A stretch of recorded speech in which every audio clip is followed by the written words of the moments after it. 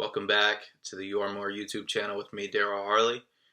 If you didn't catch last week's video, last week was the second part of a three-part series of the title Ingredients. It was about warmth, providing warmth for your seed. And this week is the finale. This week we'll talk about soil and what that means for your seed. So without further ado, let's dive right into it. Soil. What does that mean for our seed? Well, if you know anything about planting seeds, you know you have to plant them in the right places. Without that, it's either more difficult for the seed to grow or the seed doesn't grow at all. A lot of times in the commercials and things on TV, you'll hear the speech by Tupac Shakur talking about the rose that grew from the concrete. And it's a beautiful thing, and it's awesome, and I think we should all aspire to be like that rose in some way or another, growing in adverse situations, growing where we shouldn't. But realistically, we do require a certain setting in order for our seed to grow. This capacity, this ability to change our situation, another person's situation, or to accomplish great wonders, it requires a certain setting, a certain place and time that encourages and that helps our growth. Rich soil, as you all know, is the key ingredient to a lot of seeds growth. So how do we find that rich soil? How do we find the perfect place and setting for our seed? And I think the answer to that question is almost common sense. I think that when you think about it, if you are aspiring to be an author, a poet, a painter, you're not going to go to business school. You're not going to go pursue a law degree. You're going to go to a university that promotes the growth of your writing, your painting, your poetry. And that's so important. And also, not only maybe an institution that promotes your seed's growth in that respect, but also finding like-minded people, finding people that you can bounce ideas or learn new tricks, new trades of your craft, and perfect your craft through those people. And you always hear walk like a duck, talk like a duck. It is a duck.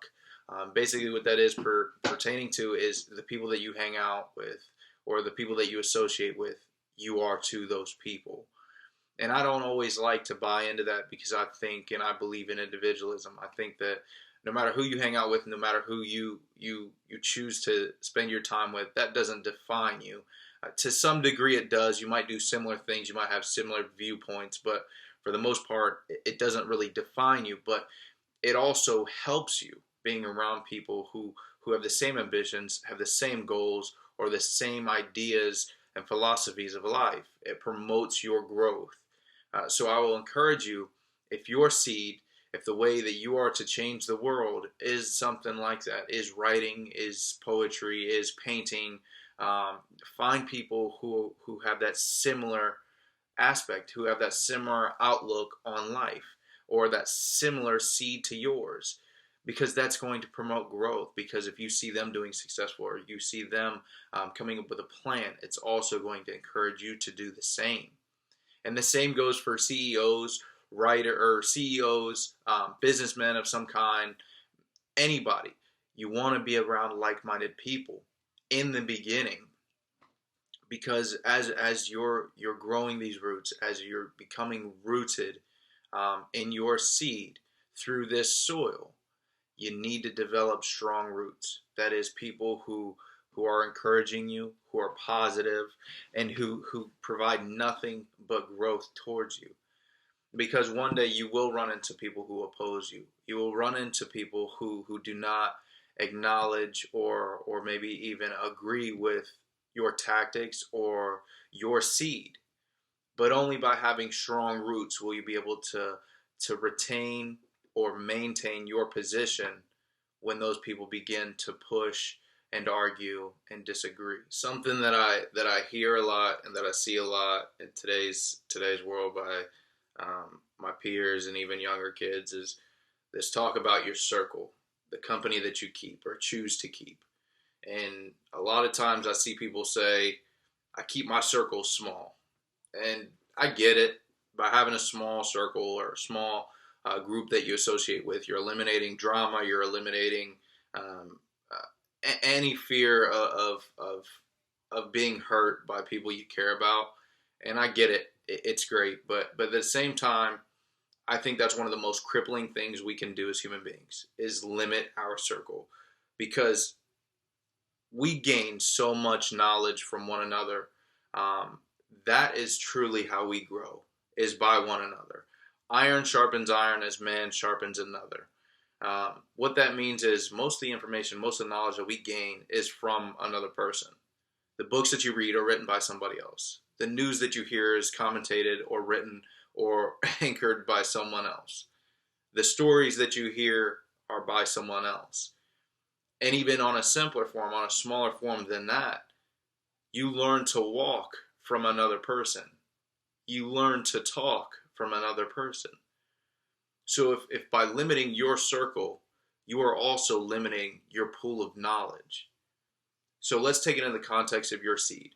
You are a seed. Your seed is an earth. Your seed is this massive planet where the abundance of knowledge, resources, and everything is at your mercy. It's there for you. Here you are growing in nature. Here you are growing in the earth. Provided all the nutrients, the water, the warmth, everything that you need. And then at some point in your growth, you decide, I don't like the earth. I don't like all these people. It's too much. It's making me feel too vulnerable. I'm going to restrict my circle. Essentially what you're doing with your seed is you are taking it from the earth and you are putting it in that styrofoam cup in that science class where you had to grow a plant for 8 weeks or whatever it was. So you've just gone from the earth, growing your seed in the earth, to that 8th grade, 7th grade, 6th grade science room styrofoam cup that's no bigger than any other cup that you might have around. And now your growth is dependent upon those classroom kids, that small circle that you're keeping. That's where your knowledge is now coming from. That is now where your growth is coming from. So you might grow depending on how they take care of you, how they feed you. You might grow, and you'll grow in that styrofoam cup, but you're only going to grow so big because that cup is so big. There's only so much soil. Your roots can only go so far. Whereas if you were in earth, if you retain your position, despite how negative, how hard it may seem, all the adversity, your roots can grow so much deeper. And you yourself, that seed, can sprout and become so much larger. You can become a redwood tree, so to speak. You could become a sycamine tree. But you'll never do that if you restrict your circle, because when you restrict your circle, you restrict the knowledge that you gain, the resources you have access to, and also the growth. Don't take your seed from the earth. Do not restrict your soil, and do not put yourself in a styrofoam cup. So if I told you with this seed that we've discussed for 3 videos now, that you could change the world and accomplish great wonders in just 3 easy steps by managing 3 things in your life or with your seed, do you now believe me? See, in you is placed a great light, a light that can be shown and that can change the world, that will change the world. All you have to do is manage those 3 things. Provide your seed water, provide your seed warmth, and place your seed in the correct place. Surround yourself with the correct people, the correct institution, the correct pool of knowledge. Provide your seed warmth, put in the time, the effort, the passion, and the desire for your seed to grow. And provide your seed the water, the nutrients it needs to gain the strength that it requires to break its shell and to manifest as to whatever, how big or how great and how moving you will to become. You have to acknowledge your seed. You have to profess, this is my seed. Here is how I'll change the world. Here is how I'll accomplish great wonders. Do not keep that seed to yourself. Don't let it just be an idea. Don't let it just be a dream. Proclaim it. Make a blueprint. Write it on the wall. Write it on a board. Write it on your tests. Remind yourself that you are more. Thanks again for watching, man. Thank you so much for listening to me. Let's not forget to like and subscribe. I've got a few subscribers. Keep them coming. I want 100 likes on this video. It'll help me grow the channel. I love you all so much. Never sell yourself short. Whatever your seed is, whatever it contains, grow it the right way and profess to the world that you're going to accomplish great wonders, because I believe in you. And I know you can get it done. So thanks again for watching. Come by next week. We'll have more videos. I love you all.